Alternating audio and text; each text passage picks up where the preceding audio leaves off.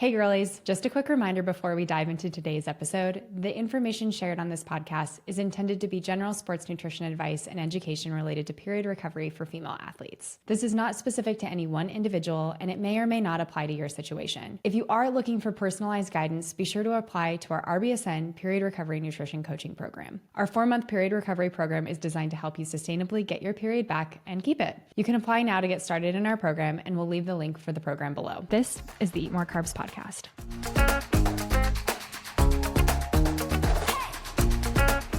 Hello and welcome back. This is the Eat More Carbs Podcast. We are RBSN and we are a team of dietitians and we talk every Thursday about sports nutrition for the girlies. On today's episode, we're actually talking about what drives us bananas. So talking through the fueling misinformation, myths, and things that we saw online or just out in the wild that absolutely drove us bananas. Before we get into today's episode, we are going to do our high and low. So sharing just a little bit about our week, the good and the parts we wish had gone a little bit differently. As always, Reilly, can you kick us off? Yes, I love a What Drives Us Bananas episode. Gonna start off with my high for this week. So this past weekend, I actually did a trail race. I think I shared about it on the last podcast. I also shared a little bit about it on Instagram, but my big win from the race was practicing my fueling strategy. I've been just so excited about it and like nobody around me cares. Like nobody understands. So I'm going to share it with you all because I'm really excited. I tried something new during my trail run. I did 10 grams of carbohydrates per mile. I like rotated between Swedish Fish and like the Noogs gummies. I actually have them right here because I was showing them to a client. But I actually really liked this strategy. And I know a lot of people out there think I'm crazy because I like to chew things. I'm doing a gummy versus a gel, but it actually worked out really well for me. I got it in about 160 grams of carbs in 163 minutes. Oh my gosh, amazing. Thank you. I know you would understand. Everyone, please take note of this and know that like if there is one thing to take away from it, it is that not every fueling strategy needs to work for you. You just need to find one that does. And it might look different from what everyone else around you is doing. And that's exactly what you did, is that like, gels don't traditionally work well for you. So you found something that did. And now you have like a great base going into New York City Marathon with like knowing what you can do to successfully fuel all 26.2. I'm pumped. I think it's really interesting that you bring up that point about how everybody's different. I was talking about this yesterday actually with a girl in our period recovery program. And we were talking about how it can feel sometimes like intimidating when you show up to training or show up to practice and you have your fueling strategy down, right? Like I was joking, like I showed up with 200 grams of carbohydrates, 1.5 liters of water on me. I have all my sodium on me and like I'm ready to go. And the people around me like have nothing. Like they have nothing. And I'm like taking this obviously probably way too seriously. But, she was sharing that, when she shows up to practice, like she always has snacks, or the girls on her team are like, oh, well, blank always has a snack, like if you get hungry. And I just think that it can sometimes be a little intimidating, like showing up and having your fueling strategy down, and it might look different from somebody else's. So not a high, just had to add some nutrition in there. My low this week, I don't know if it's technically a low, but it's a little bit of a funny story. And Charlie is my daughter. She's about 20 months now, which is crazy. She's coming into her personality, which is amazing. But girlfriend definitely has a dude. She definitely has some sass, and I am not ready for it. I am not ready for it. She will come up to me and be like, all done, mom, and just walk away. I'm like, thank you. Thank you. I kind of love her attitude. This is great. Every time I wake her up in the morning, she goes, first thing, bye.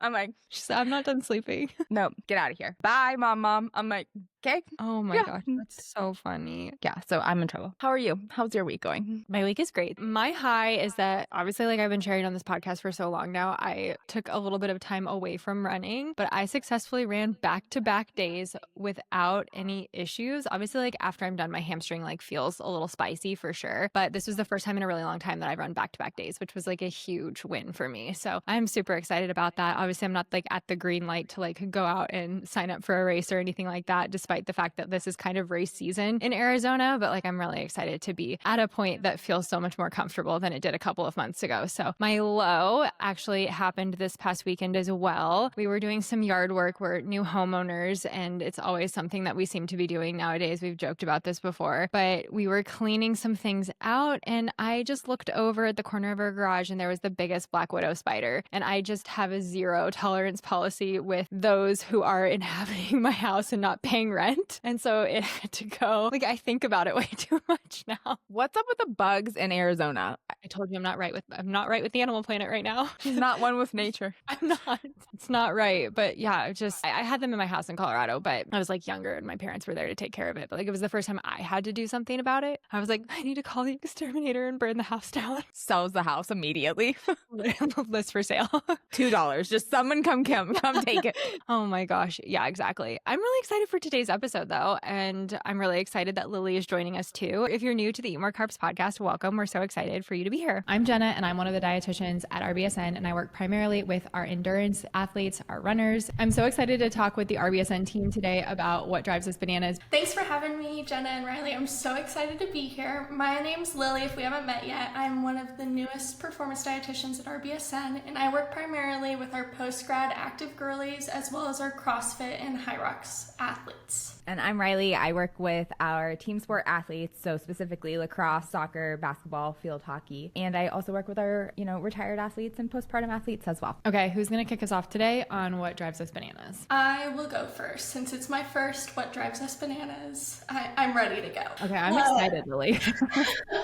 So I am also recently post-grad and just moved to a new area and am looking for ways of movement that I'm excited to get into, and that is turned into me going to fitness classes. I can't believe how often fitness class instructors talk about our bodies, earning food, and all of those things. It makes me cringe every single time it's said. So that's what is driving me bananas right now. I find it absolutely wild that we still have people out there that talk about exercise to earn food. Like, our bodies don't need to earn food. Like, are we still misunderstanding the fact that like bodies in general need fuel to just exist? Yeah, like after a football Sunday, someone being like, you're working off all the food that you ate during the football game. Like, no, that's not how this works. I'm actually so glad that you brought this up. I got some workout, the loop bands, like the loop bands. And on the back, there's this huge sticker that's like, a bad workout is better than no workout. And I'm like,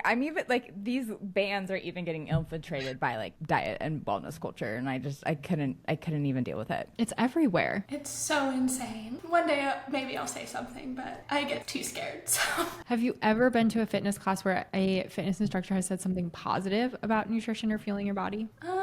Not that I can think of. I feel like the best that we get is when they don't say anything at all about nutrition in our bodies. I've been to one. Wow, tell us. I know. And she was very encouraging, after the class, she was like, remember, after you finish today's class, you have to refuel your body. I don't remember exactly what she said, but it was a very positive thing, but it wasn't a specific recommendation of you need to get 20 grams of protein within 20 minutes or anything like that. It was just remember to refuel afterwards. What you did was hard and you need to fuel your body. And I was like, that's probably one of the best ones I've ever heard. So I guess there are some good ones out there, which is a good takeaway. Sure. We'll spin that positive.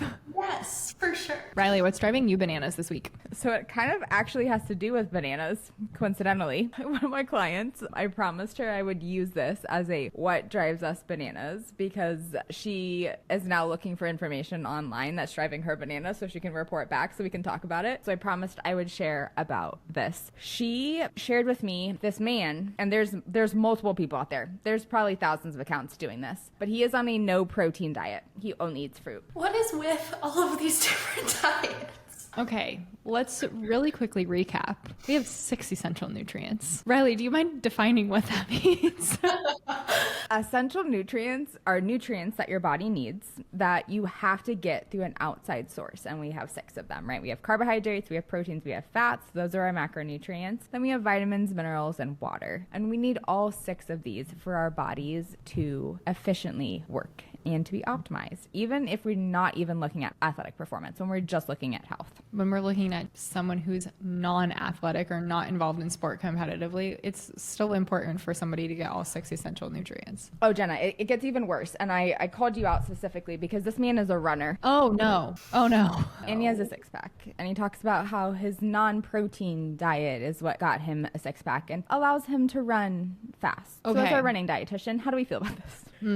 Okay. I have a lot of thoughts, but I'm just going to start with this one. As a dietitian that works primarily with our endurance athletes, I am talking about carbohydrates quite a bit, but that doesn't mean that I am neglecting looking at the other essential nutrients that are important for all people and runners too. Protein is still important as a runner and as an athlete to have part of your fueling plan. Does he eat vegetables at all, or is it just fruit? It's just fruit. I'm not lying. With this man, I watched him because I was like so enthralled with his content, and I'm like, I'm part of the problem, but we have to stay up to date with it. This man ate 12 peaches. I'm really worried about his GI, to be thoroughly honest. Like I have so many questions about things, and obviously like we don't know what's going on behind the scenes as far as like what his lab results are, what his GI does actually look like and things like that. But from a very surface level, I am very concerned about that being all that we eat. Also, like, how confusing is it as a consumer? Because you have people on the internet who are like only eating meat, only eating butter, only eating fruit, and they all are telling you that this is the best way to fuel your body, and they all have six packs, and everybody's confused. That's so true, because like, who do you believe? And every single one of those people that has their specific diet that they're saying is the best one is selling their physique as the, poster or the sales pitch for that specific type of fueling, right? Like, he's using his six pack to be like, if you eat like me, you will look like me. And that's completely false. Like, we know, we've talked about it a billion times. Like, if the three of us were to fuel the exact same way, we would still look different. And so we can't just take someone else's fueling patterns, apply them to ourselves, and then expect that we then look like that person. Like, that's not how things work. It's not. Oh, I hate that. I think I hate that. And I'm not saying his name because I don't want to give him credit, but it's just so confusing out there, especially on social media now, like who to trust, who to listen to. But I do think a big red flag out there when you are looking at nutrition information, and if it is a credible source, if somebody is selling you on only a singular supplement or a singular food group or a singular food item, or is promising results so that you look like them, right? Because again, as dietitians, our goal isn't to make you look like us, it's to make you the best version of yourself. 100%. Anytime that a fueling pattern feels too restrictive, it usually is. Amen. I've seen a lot of people that do stuff like that where they're like, I only eat vegetables or I only eat fruit. It's like taking the, plant-based diet to an extreme. I do think it's funny though. Not funny. This is not funny at all. This is why I try to eat bananas. But if you actually look at like the macronutrients, like if you ate 12 peaches, like you are going to at least probably get 3 to 4 grams of protein. Like you cannot say that it's a no protein diet because everything does contain probably a little bit of protein. You just have to eat 12 peaches to get 5 grams of protein. Right. And again, then we're back to, is your gut okay after eating all of that? Because you'd have to consume quite a large amount of that in order to get the amount of protein that your body requires. Or these people are just lying. Like everybody's just lying. Right. Wasn't there somebody online who claimed to consume only animal products, and then it was revealed later on that they were maybe using some illegal substances in order to acquire a certain physique? Oh, it was the Liver King. He was selling people on his supplements, and then he was using anabolic steroids. Correct. That's the one I was looking for. It slipped my mind for a second. But I mean, also we're seeing that a ton right now with GLP-1s and people, selling their weight loss meal plans. And Lily, I see you shaking your head. You've seen this too. On TikTok right now, the pills, the GLP-1 pills that you can take, and they're everywhere. It's insane. I do consume a lot of nutrition related media, but I get probably like 10 ads on TikTok a day. Wait, I'm not on TikTok. So what is this? It's ads for pills that are GLP-1 mimic. Like what's going on? Supplements that probably have nothing in them, and they say they work the same as a GLP-1. Oh, that's horrific. Yes, and it's a bunch of girls being like, this is how I get skinny face. That's one I saw this week. Skinny face. Yeah, it's like, okay. Wow. We have Who comes up with this stuff? Right? Oh, and stickers too. They have like the nicotine stickers, but like that kind of thing, but they say it's GLP-1. Wait, I am a little lost for words over that. Yeah. Lily, I'm thankful that you're here as our TikTok consultant because Jenna and I are old. And we need to Sometimes I wish I didn't see the things I see. Oh my gosh. Wow. Oh, it's rough out there. It is. Oh my gosh, it is. Well, Jenna, I would say, do you have good news for us? But you also are going to have something that drives us bananas. So what do you got? This is pumpkin spice season. And even though on previous Smash or Pass episodes, Reilly and I have both passed on pumpkin spice, I understand that it is a big thing that people like this time of year. And I think that's totally fine. I am seeing so many people that go to Dunkin', Starbucks, whatever, and get their pumpkin spice latte, get an iced pumpkin spice latte, get pumpkin bread, get something along the lines of like a fall flavored food item, and then immediately show in a jar, glass, whatever, the amount of sugar that is then in that food item. And it is to create fear around that specific thing. And I just want to remind everyone that calories are just energy, and we can utilize all foods that are available to us in a way that is balanced and provides our body with enough energy. And we don't need to be afraid of every now and then having a pumpkin spice latte if it's something that you enjoy. And you don't need to miss out on pumpkin bread or pumpkin cookies or anything that you like this time of year because some man on Instagram showed you how much sugar was in it. Everybody knows who I'm talking about because he uses the same video every year, but it just drives me bananas. I think this is such a great reminder going into the holiday season for everyone because it's such a common thing, even like at family events and things like that, for people to make comments on what's on other people's plate or like having pie at Thanksgiving and things like that. Also a little offended that we have 2 passers on the pumpkin spice because I'm a pumpkin spice stan. I love pumpkin spice. But I will be enjoying my pumpkin spice latte. See, You can't sit with us, Lily. I'm a big fan of like a maple flavor or something like that. Like I'm gonna pick that over pumpkin spice every single time. But I think this kind of ties back into what drove you bananas in that like people talk a lot about, you know, earning food or working off food. And as we do kind of head into this holiday season that's coming up, we're gonna hear a lot of that. It's like we think about like, I mean, gosh, Thanksgiving's not for a while now, but it's gonna be here sooner than we know it. And we hear a lot of those same type of things around how are you going to work off your holiday meals or how are you going to offset your holiday meals. So it all just kind of like ties together in part of like creating the fear around the food in the first place because we don't want people to consume things that they enjoy for some reason and then telling people that they need to exercise for extreme amounts or for long periods of time in order to be able to consume them if they were going to have them. So neither of those two things are true. If you want a pumpkin spice latte, you go for it and you don't need to earn it or work it off or anything like that.